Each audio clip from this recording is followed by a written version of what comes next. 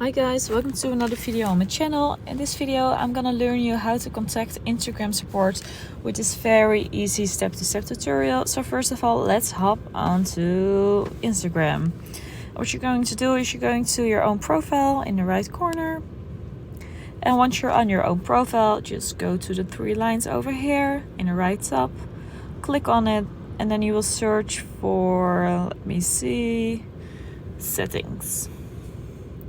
And after you are in settings, you scroll down until you see help, and you click on help.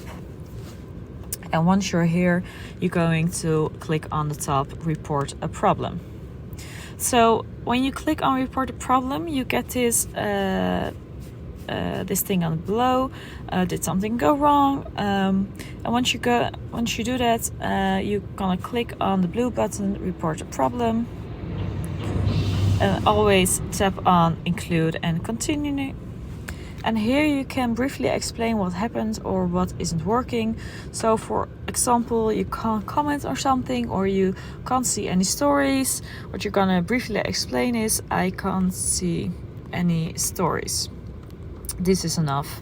After that, you're gonna send it. And now you get thank you, your feedback helps make Instagram better for everyone.